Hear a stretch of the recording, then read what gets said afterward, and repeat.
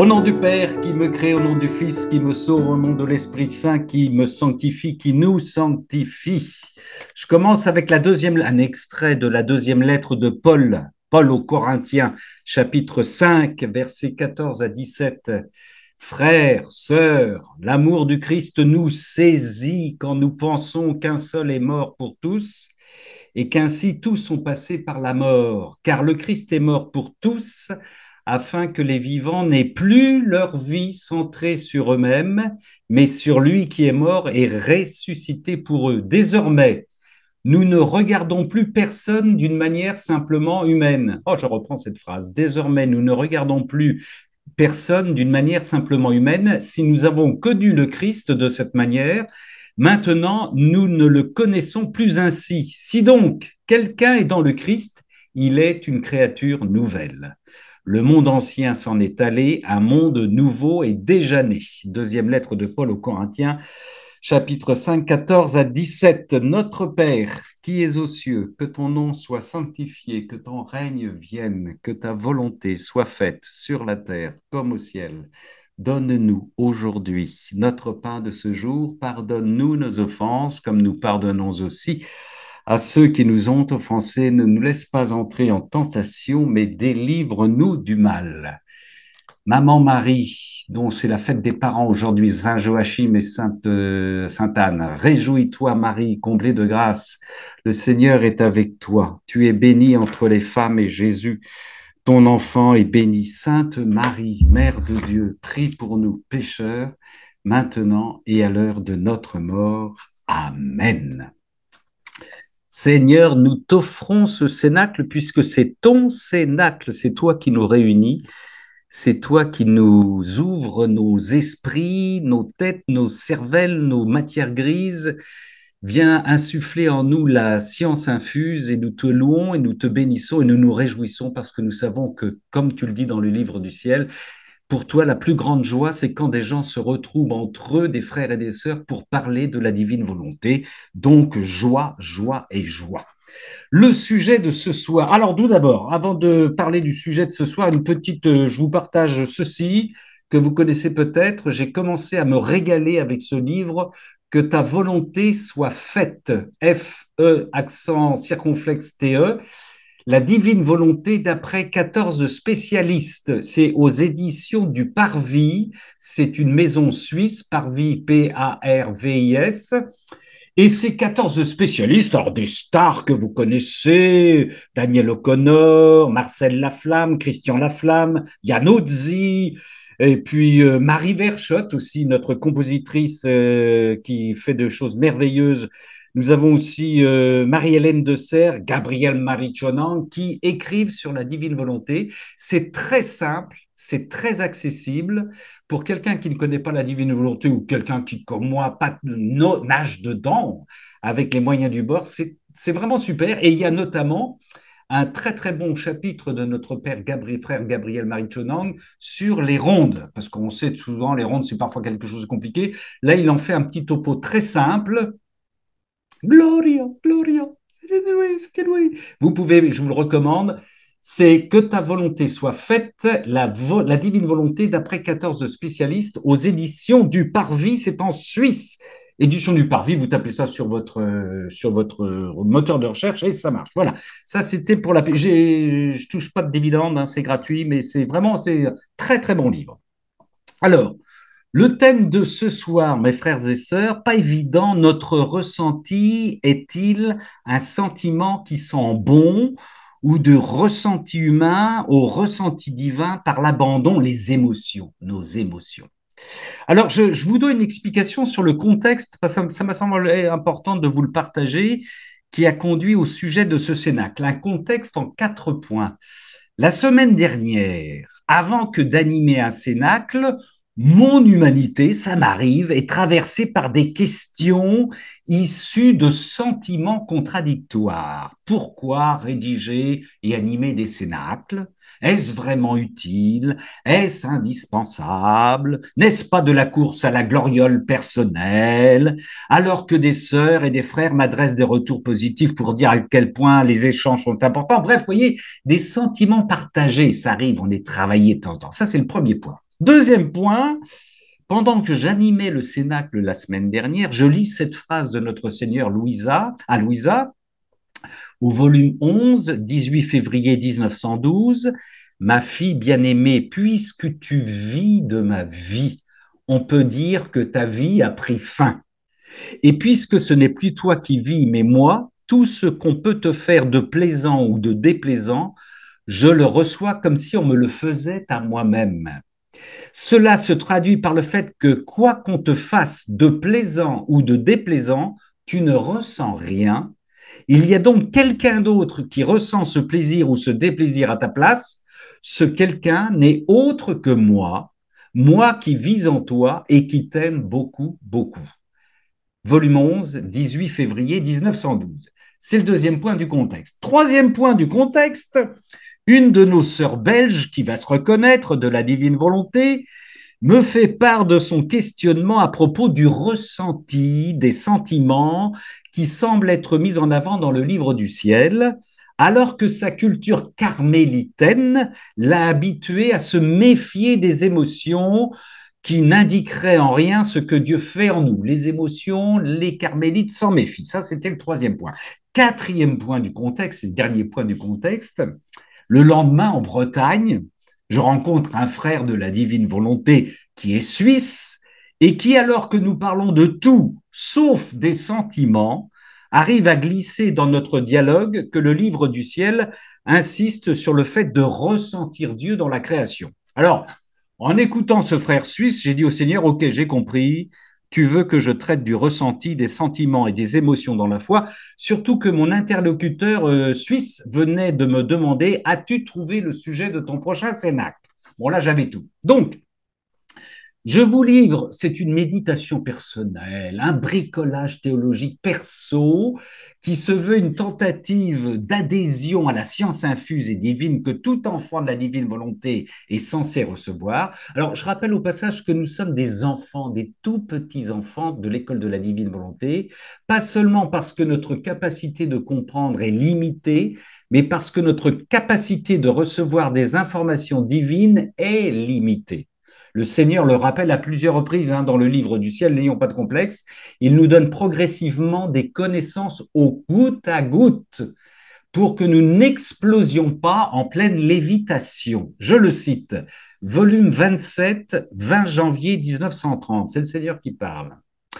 La créature est incapable de recevoir notre intelligence, de recevoir l'intelligence de la Trinité. Et elle n'a pas non plus l'espace suffisant pour cela. Ainsi, chaque fois que mon fiat accomplit son premier acte dans l'intelligence de la créature, avec sa puissance, il étend sa capacité afin de pouvoir enclore une nouvelle intelligence divine dans l'esprit de la créature. Vous voyez, il écarte nos neurones pour que l'intelligence, la puissance, comme diraient nos frères belges, de la Trinité rentre dans notre petite tête. Donc, pour aborder ce thème sensible qui est celui des émotions, je vais traverser les évangiles, le livre du ciel et quelques témoignages à la fin. En rappelant que je ne suis pas psychanalyste, ni théologien moral, ni naturopathe, comme ma sœur Chantal, qui va nous rejoindre bientôt. Je suis et je reste un enfant de la divine volonté qui bricole avec les jouets que me donne le Seigneur. Alors tout d'abord, comme d'habitude, quelques définitions. Définition du mot émotion. État affectif intense, caractérisé par des troubles divers. C'est la définition qui donne ça. Des troubles divers qui connaissent un début et une fin. Pâleur, accélération du pouls, état affectif, plaisir ou douleur, nettement prononcé. Déjà, certains d'entre vous ont fait un lien entre état affectif intense, troubles divers et l'invitation de la Madre Teresa de Avila, on avait le carmélitaine, que rien ne te trouble, que rien ne t'épouvante, tout passe, Dieu ne change pas, la patience obtient tout, celui qui possède Dieu ne manque de rien, Dieu seul suffit. Solos Dios es suficiente, Teresa de Avila. Ça, c'est les carmélitaines. Ressenti.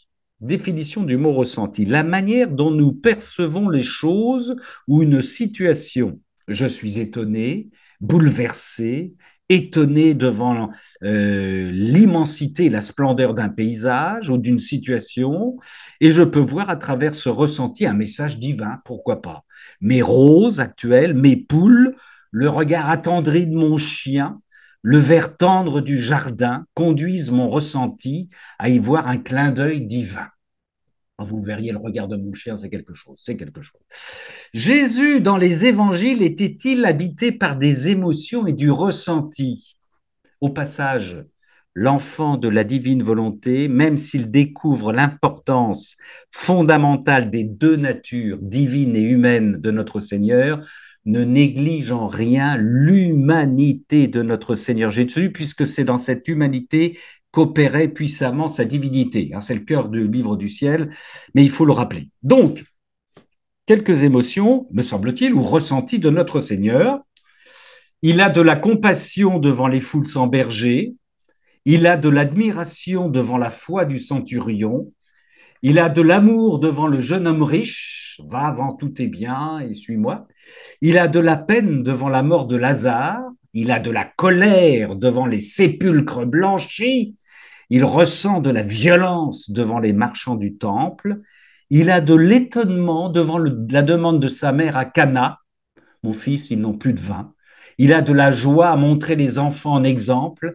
Il exulte de joie dans sa prière avec son Père. Il pleure devant Jérusalem. Il est patient et maître de lui devant ceux qui veulent lapider une femme. Il rabroue sans retenue Pierre, passe derrière moi Satan. Il s'impose du détachement devant Marie-Madeleine qui veut le retenir ou devant sa famille qui le cherche, etc., etc. L'humanité de Jésus est occupée, traversée par des émotions et du ressenti. Alors, il nous faudrait donc étudier, si nous avions le temps, ce n'est pas le cas ce soir, si nous avions le temps et les moyens, toutes ces émotions, et surtout nous demander quelles sont les raisons de ces émotions de Jésus, de ses ressentis. Alors, pour faire vite, force est de constater, selon moi, que ces émotions de Jésus sont liées à sa relation et uniquement à sa relation à son Père. Toujours la même chose. Les foules sont perdues dans leur relation à Dieu. La mort est une conséquence du péché d'orgueil de l'homme. La foi de certaines personnes issues du paganisme est un don de Dieu et une louange faite au Père. La colère dans le temple vient de ceux qui, au nom de la religion, salissent l'âme humaine qui est le temple de Dieu, on en a parlé dans un autre cénacle. L'exultation, le transport de joie dans la prière est le signe de la fusion trinitaire, le Père est dans le Fils révèle le Père, etc. Toutes les émotions, tous les ressentis de Jésus puisent leur source dans sa relation au Père. Toutes les émotions sont des émotions que je qualifie divines. Tous les ressentis de Jésus sont des ressentis divins. Alors, pardonnez cette rapidité, mais qu'est-ce que le don de la divine volonté pour les créatures que nous sommes? C'est de devenir des petits dieux, nous le dit le Seigneur, c'est le Seigneur qui dit ça, d'être divinisés, de nous reconnecter à la Trinité pour nous rappeler à l'ordre, à la place et aux desseins pour lesquels Dieu nous a créés.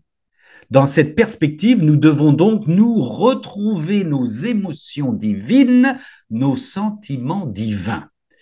Cela passe, selon moi, par un déplacement émotionnel. Il ne s'agit nullement de nous interdire de ressentir quoi que ce soit, que la Madre Teresa me pardonne, mais de savoir si c'est Dieu qui ressent en nous.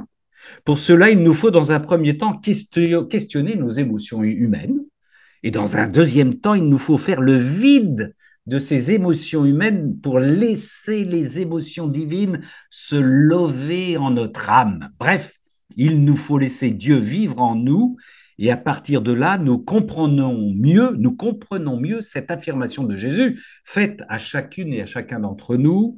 Ma fille bien-aimée, mon fils bien-aimé, puisque tu vis de ma vie, on peut dire que ta vie a pris fin. Et puisque ce n'est plus toi qui vis, mais moi, tout ce qu'on peut te faire de plaisant ou de déplaisant, je le reçois comme si on me le faisait à moi-même. C'est Jésus qui parle. Cela se traduit par le fait que quoi qu'on te fasse, de plaisant ou de déplaisant, tu ne ressens rien. Il y a donc quelqu'un d'autre qui ressent ce plaisir ou ce déplaisir à ta place. Ce quelqu'un n'est autre que moi, moi qui vis en toi et qui t'aime beaucoup, beaucoup. Dis 2 fois beaucoup. Volume 11, 18 février 1912, que j'ai lu tout à l'heure. Alors, à partir de là, sœurs et frères, reprenons quelques phrases parmi des centaines où notre Seigneur, dans le livre du ciel, parle de ressenti ou d'émotion à Louisa. Et je remercie au passage ma sœur belge qui a pioché pour moi toutes ces perles du Seigneur. Alors, je n'ai que les dates, hein. Je n'ai pas donné les références de volume, histoire de vous laisser travailler un petit peu pendant les vacances, là, mais je vais vous donner les dates. Pas de raison que je fasse tout le boulot. 4 avril 1926, Jésus dit: Ma fille, ma volonté a la puissance créatrice. Elle crée ainsi dans l'âme la force, la grâce, la lumière et la même beauté qu'elle demande à l'âme d'accomplir en retour. L'âme ressent alors en elle une force divine comme étant la sienne, une grâce suffisante pour le bien qu'elle doit accomplir, tandis que la volonté humaine n'a pas la force créatrice qui, lorsque l'âme veut pratiquer les vertus, donne la patience, l'humilité, l'obéissance, etc. Au contraire, l'âme ressent de la peine, de la fatigue dans la pratique de ces vertus. Le Seigneur est très clair, hein. Il parle de l'âme qui ressent en elle une force divine. L'âme qui ressent en elle une force divine. Ce n'est pas un ressenti humain, c'est la présence divine en l'âme et elle seule qui lui permet de ressentir cette présence. Sans cette présence divine en l'âme, là aussi le Seigneur est très clair, le ressenti de la créature est limité, il n'a pas de force et ne peut ressentir que de la peine, de la fatigue, y compris dans la pratique des vertus. Je me flagelle, j'essaye, je me bats, je chute, je tombe, je rentre dans ma petite névrose, je recommence. Là, je suis dans la pratique avec mon ressenti humain. Autre citation, 31 mai 1926. Jésus qui parle. Adam avait perdu la source des bienfaits et des effets possédés par le soleil de ma volonté. Il ne sentit plus en lui-même la plénitude du soleil divin. Il n'arrivait plus à apercevoir en lui cette unité de la lumière fixée au fond de son âme par le Créateur. Là aussi, ce qui est remis en question, ce n'est pas le fait de ressentir ou de ne pas ressentir, mais par le péché, Adam se prive du ressenti divin qu'il expérimentait avant la faute originelle. Autre citation, 26 mai 1927, Jésus qui parle, l'âme ressent le poids de l'immuabilité de ma volonté afin de devenir immuable et de ne plus être sujette au changement si elle voit des créatures souffrir ou parce qu'elle manque temporairement d'un bien. Je reprends cette phrase parce que, densité de certaines phrases de notre Seigneur, l'âme ressent le poids de l'immuabilité, donc du fait que la volonté de Dieu ne change pas, afin de devenir immuable et de ne plus être sujette au changement si elle voit des créatures souffrir ou parce qu'elles manquent temporairement d'un bien. Ici, le Seigneur nous donne la possibilité de ressentir l'immuabilité de la volonté divine afin que la créature qui est divinisée, qui devient divinisée, puisse ne plus être sujette au changement si elle voit des créatures souffrir ou parce qu'elles manquent temporairement d'un bien. C'est énorme. C'est-à-dire que devant la souffrance de mes proches, par le don de la divine volonté, Dieu m'apprend à rester immuable dans la foi pour ne pas être sujet à des changements d'humeur. Ça ne veut pas dire que Dieu me demande de devenir insensible, pas du tout. Il me donne de contrôler, de dépasser ma sensibilité et mes émotions pour rester dans la foi, pour rester divin, puisque Dieu, c'est la foi, hein, c'est ce qu'on dit dans le livre du ciel, Dieu, c'est la foi, quelles que soient les souffrances de mes proches. Quelles que soient les souffrances de mes proches. Ce qui est confirmé par l'affirmation suivante de notre Seigneur, 6 décembre 1927, si l'âme ressent de la souffrance, c'est d'une façon divine qui n'affecte en rien ce que ma divine volonté lui a communiqué. Je reprends cette phrase, si l'âme ressent de la souffrance, c'est d'une façon divine qui n'affecte en rien ce que ma divine volonté lui a communiqué. la volonté reçue maîtrise la souffrance ressentie. La souffrance que je ressens relève d'un ressenti divin, ce qui donc ne me trouble en rien. Ce qui peut me demander aussi, c'est ce qui s'est passé avec Louisa, de réclamer plus de souffrance si cette souffrance participe à la rédemption ou à la modération de la justice divine. Vous savez, Louisa qui demandait de partager les souffrances afin de freiner la justice du Seigneur. Négociation et bataille entre le Seigneur et Louisa. Le ressenti, loin d'être éliminé ou condamné, est relié, reconnecté à la source divine. 12 août 1928, de la même manière, en vertu du fiat, l'âme ressent en elle l'ordre de son Créateur. En vertu du fiat, de la foi que je reçois dans la divine volonté, l'âme ressent en elle l'ordre de son Créateur. 5 décembre 1928. L'âme ressent en elle-même tous les reflets de son Créateur et elle sent que la vie divine prend naissance en son sein. Et elle sent que la vie divine prend naissance. Avant que de continuer, nous pouvons en déduire que nos émotions, nos ressentis sont en quelque sorte des marqueurs, des indicateurs de notre abandon ou non-abandon à la divine volonté. Plus le divin occupe mon âme, plus mes transports, mes ressentis sont divins. Moins le divin occupe mon âme, plus mes émotions sont humaines et fragiles. Normal, puisque le principe de la divine volonté, c'est d'être habité par notre Seigneur. Logique. Une émotion divine me ramène à la source divine, à la vie divine. 5 décembre 1928, l'âme ressent en elle-même tous les reflets de son Créateur, elle sent que la vie divine prend naissance en son sein. 4 juillet 1930, dans ma divine volonté, il n'y a pas d'arrêt. L'âme ressent l'aisance et la vertu de son acte continuel.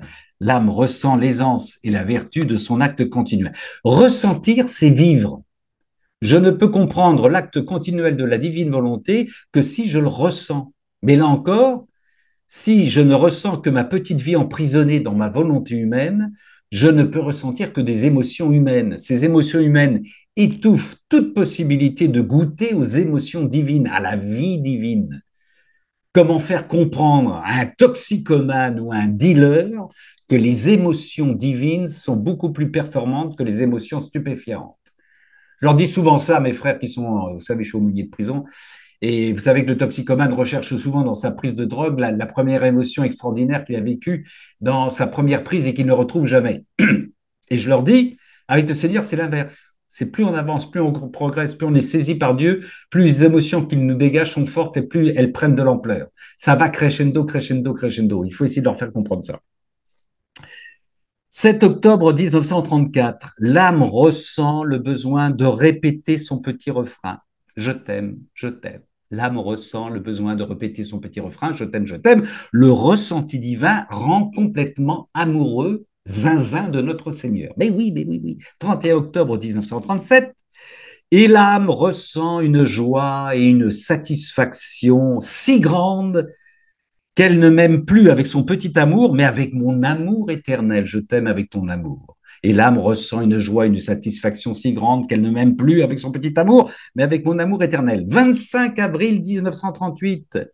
Le signe que la divine volonté règne dans l'âme, c'est que l'âme ressent le besoin de l'aimer sans cesse. L'âme ressent le besoin de l'aimer. Nous pouvons, j'arrête là, mais nous pouvons, merci encore à ma sœur Anne d'avoir recensé toutes ces phrases, nous pouvons recenser le nombre de fois où le verbe ressentir traverse les propos de notre Seigneur dans le livre du ciel, c'est considérable. Ressentir, c'est vivre, c'est brûler d'amour trinitaire, c'est pleurer tout seul devant le Saint-Sacrement, c'est exulter de joie en écoutant une sœur, un frère qui délire dans le Seigneur.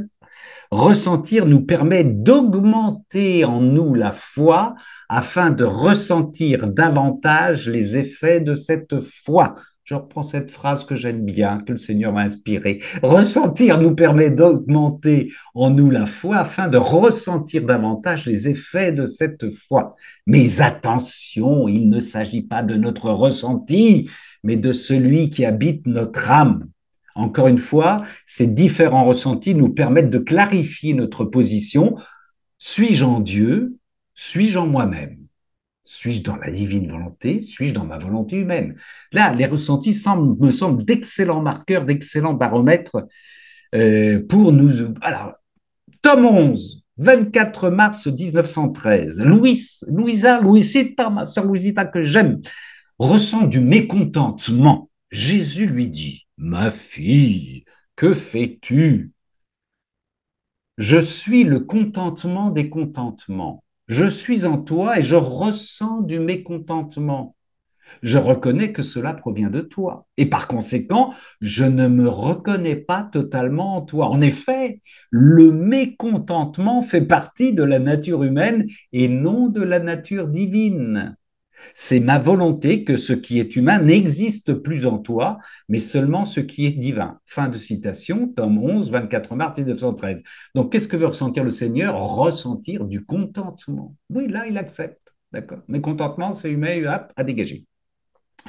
Et là encore, pour aller très vite, nos sentiments, nos ressentis, s'ils sont divins, sont des ressentis d'amour, et exclusivement d'amour, et donc de patience, de charité, de maîtrise de nous-mêmes, de pardon, d'abandon au Père.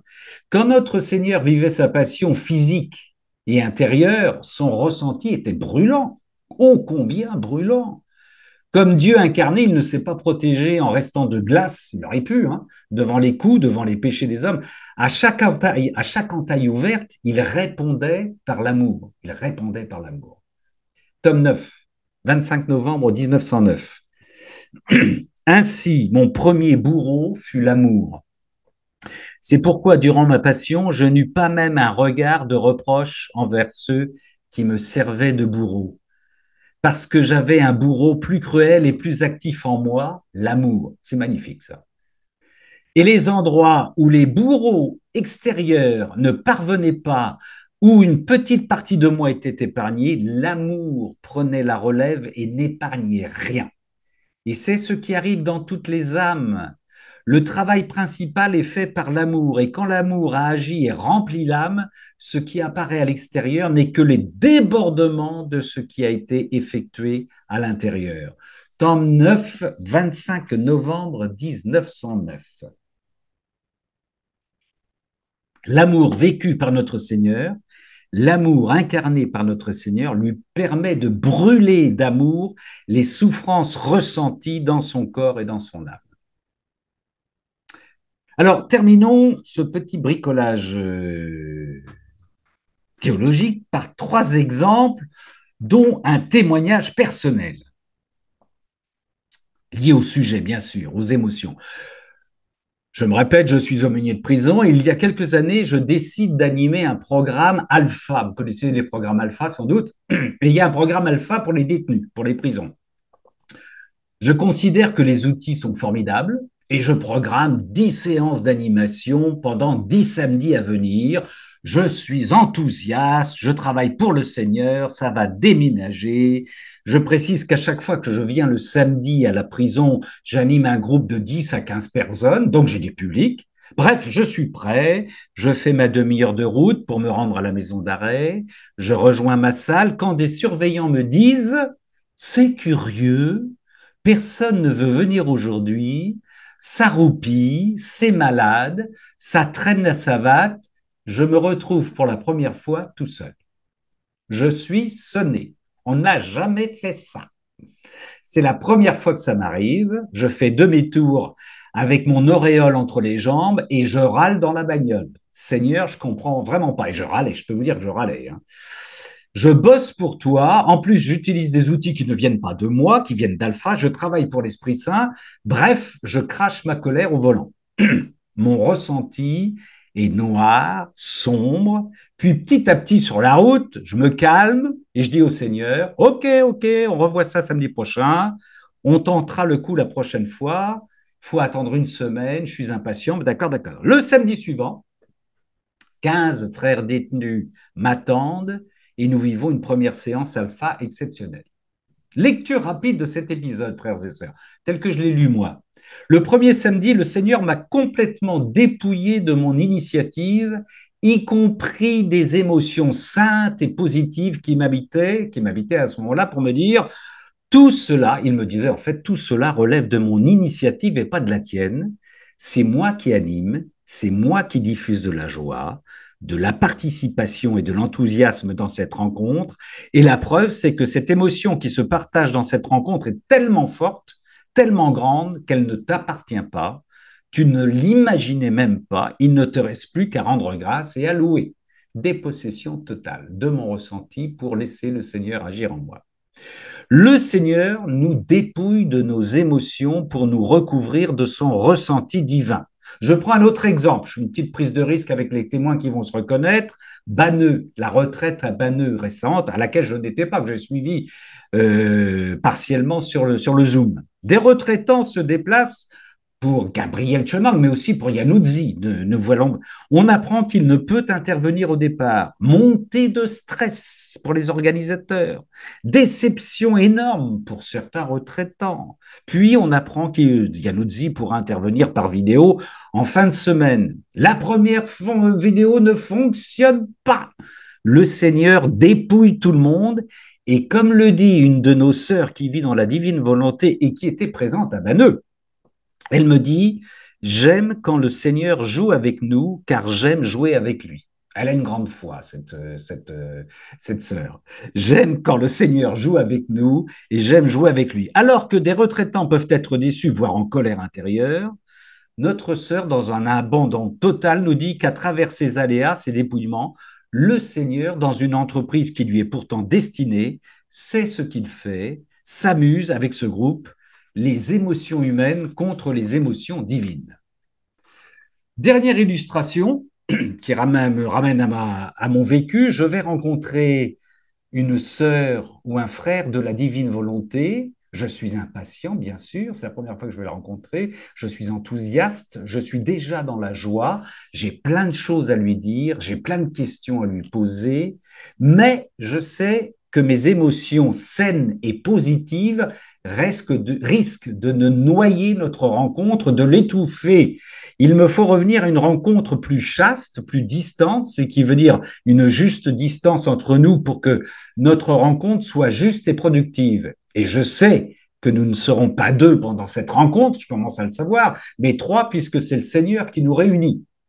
Alors, technique, je laisse la personne que je rencontre entamer notre dialogue afin que par lui, le Seigneur conduise cet entretien à sa façon, quelle que soit l'évolution de mes émotions pendant l'entretien, quelle que soit l'évolution et mes attentes et mes anticipations de mes émotions pendant l'entretien.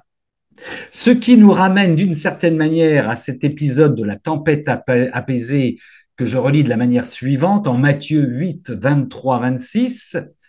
Les disciples sont dans de l'émotion positive. Il faut imaginer Jésus monte dans la barque de ses disciples. Quel honneur! Ils sont honorés de sa présence. Sur leur outil de travail, joie, fierté, le patron est avec nous, le sauveur est avec nous, cet homme qui fait des miracles, il est avec nous, il daigne rentrer dans nos barcasses. Émotion positive. Jésus fait mine de roupiller. Son père lui dit, mon fils, tu es prêt? Je prends la mer dans mes mains comme dans une bassine et je secoue le tout pour secouer leurs émotions. Jésus répond, il avait un interphone bien sûr. Vas-y papa, je suis prêt. Ils croient que je dors, secoue leurs émotions. Et hop, la tempête. Changement de ressenti des disciples. Seigneur, au secours, socorro, socorro, nous périssons. Jésus s'étire, se lève, les gronde. Pourquoi avez-vous peur, homme de peu de foi? Et il calme la tempête en la menaçant. Il fait passer ses disciples d'une émotion à une autre, d'un ressenti humain à un ressenti divin. Voilà comment je lis à partir de là ce Matthieu 8, 23, 26. Il me semble que notre émotion divine aujourd'hui et dans l'éternité ne cessera jamais et ne finira jamais de croître. Amen. Voilà, mes sœurs et frères, pour ce petit bricolage théologique sur les émotions qui va peut-être amener des réactions de votre part. Auparavant, avant que de couper notre notre enregistrement. Je salue les sœurs et les frères qui nous reçoivent en différé. Je fais toujours ma petite publicité. Si vous voulez nous rejoindre, vous nous envoyez un petit message à nounarmor@gmail.com et là, vous serez sur notre liste de diffusion pour partager notamment les lectures que nous faisons le mercredi soir ou les cénacles. Si vous le souhaitez, restez libres. Sœurs et frères, nous allons poursuivre un entretien avec les frères qui sont présents ici.